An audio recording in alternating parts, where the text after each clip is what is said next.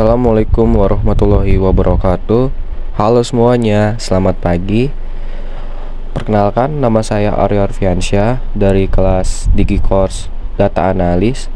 Pada kesempatan kali ini saya akan mempresentasikan tentang final project saya, yaitu clustering the countries be using Kamins for Help International. Oke, di sini saya memiliki daftar isi, di mana yang pertama adalah tujuan dan permasalahan, kedua eksplorasi data, ketiga missing value dan outliers, 4 menormalisasikan data, 5 metode clustering, 6 hasil clustering dan interpretasi, ketujuh kesimpulan dan rekomendasi. Oke, yang pertama ada tujuan dan permasalahan. Di sini saya memiliki tujuan untuk mengkategorikan negara menggunakan berbagai faktor sosial, ekonomi, dan kesehatan yang membutuhkan perkembangan negara secara keseluruhan. Kemudian menyarankan negara mana saja yang paling perlu menjadi fokus CEO untuk memilih negara yang paling membutuhkan bantuan.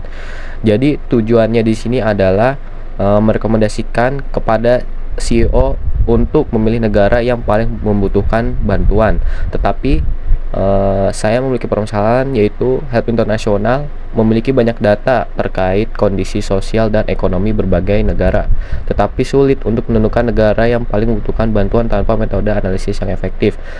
Nah, jadi di sini menurut saya metode yang paling efektif adalah menggunakan clustering Kamins. Oke, yang kedua ada eksplorasi data. Eksplorasi data dalam proyek ini dilakukan dengan memeriksa struktur dataset, menangani data yang hilang atau missing value, menganalisis statistik dasar, serta mengidentifikasi outliers, dan menormalisasikan data agar semua variabel memiliki skala yang sama sebelum diterapkan pada metode clustering Kamins.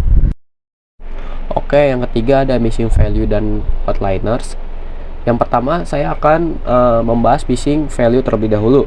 Missing value atau nilai yang hilang adalah data yang tidak tersedia atau tidak tercatat dalam suatu dataset.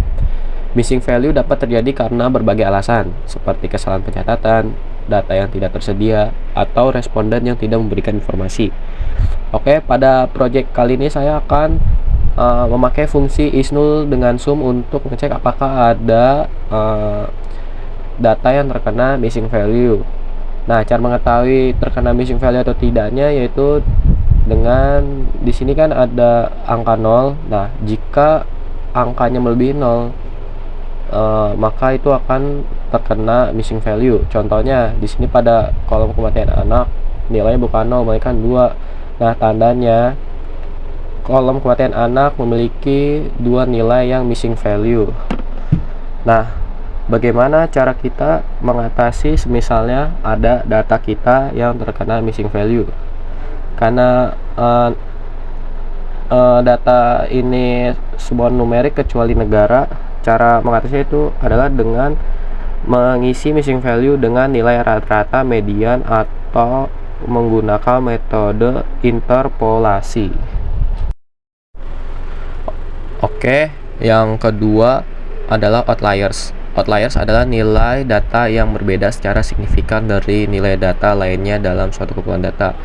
Jadi outliers itu adalah nilai yang aneh dari nilai-nilai yang lain yang tidak masuk akal. Nah, di sini cara saya mengetahui data saya terkena outliers atau tidak adalah saya menggunakan box plot. Nah, di sini banyak terkena outliers. Nah, cara mengetahuinya bagaimana? Nah, di sini ada whisker. Nah, di sini ada titik-titik. Nah, di mana titik-titik itu melebihi dari whisker pada kolom pendapatan. Nah, ini semua sebenarnya terkena outliers di mana banyak titik-titik di atas whisker. Jadi seperti itu. Nah, jika tidak terkena outliers, maka tidak ada titik-titik di atas whisker. Nah, jadi seperti itu. Oke, selanjutnya cara mengatasi outliers. Di sini saya menggunakan metode IQR. Kenapa saya memakai metode ini? Karena menurut saya metode IQR mudah dipahami dan juga mudah untuk diterapkan. Jadi saya menggunakan metode EQR. Nah, di sini ada kuartil 1 atau Q1 yang merupakan nilai di bawah 25%, dan di sini ada Q3 atau kuartil 3 yang merupakan nilai di bawah 75%. Dan di sini ada jarak antara Q3 dan Q1 yang menggambarkan sebaran data tengah. Dan di sini adalah untuk menentukan batas bawah dan batas atas. Nah, terus selanjutnya di sini ada mengganti outliers dengan batas, di mana di sini jika nilai kolom tersebut lebih kecil dari batas bawah, maka nilai tersebut akan diganti dengan batas bawah. Dan di sini jika nilai kolom tersebut lebih besar dari batas atas, maka nilai tersebut akan diganti dengan batas atas. Dan di sini ada pengecualian, yaitu kolom 1, di mana kolom 1 itu adalah negara. Nah, negara itu datanya bukan numerik. Dan di sini ada box plot setelah menghapus semua outliers. Di sini tidak ada titik-titik yang berada di atas whisker lagi. Oke, yang keempat, menormalisasikan data. Normalisasi data adalah proses mengubah nilai dalam dataset ke dalam skala atau rentang yang seragam. Tujuannya adalah untuk memastikan bahwa semua fitur kolom dalam dataset memiliki skala yang sama, sehingga tidak ada fitur yang mendominasi atau mempengaruhi analisis atau model secara tidak proporsional karena perbedaan besar kecilnya nilai. Oke, di sini saya menggunakan metode min-max scaler. Alasan kenapa saya menggunakan min-max scaler, karena menurut saya metode ini paling populer, sederhana, dan juga paling efektif. Oke, di sini saya membuat salinan data frame asli agar data asli tidak terpengaruh. Dan di sini saya menormaliskan kolom numerik, yaitu memilih semua kolom mulai dari kolom kedua, yaitu adalah indeks 1, di mana indeks 0 adalah kolom pertama, di mana kolom pertama adalah nilainya bukan numerik. Jadi seperti itu. Oke, yang kelima ada metode clustering.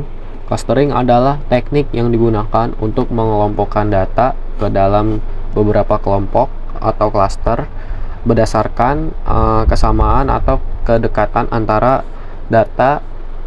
Tujuannya adalah untuk menemukan struktur atau pola tersembunyi dalam data tanpa menggunakan label atau informasi tambahan.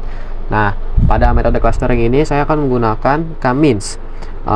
Alasan saya menggunakan K-means adalah karena K-means adalah salah satu algoritma clustering yang paling populer dan banyak digunakan karena kesederhanaannya, efisiensinya, dan kemampuannya untuk menghasilkan hasil yang baik.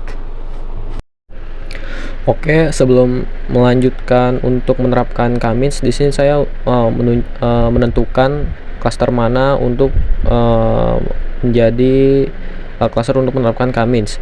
Di sini saya menggunakan dua metode, yaitu adalah metode elbow dan juga Silhouette score. Nah, di sini untuk cara menentukan menentukan jumlah cluster menggunakan elbow adalah kita mencari di posisi mana tekukannya. Nah, di sini tekukannya itu atau elbow-nya itu menunjukkan di jumlah cluster 3.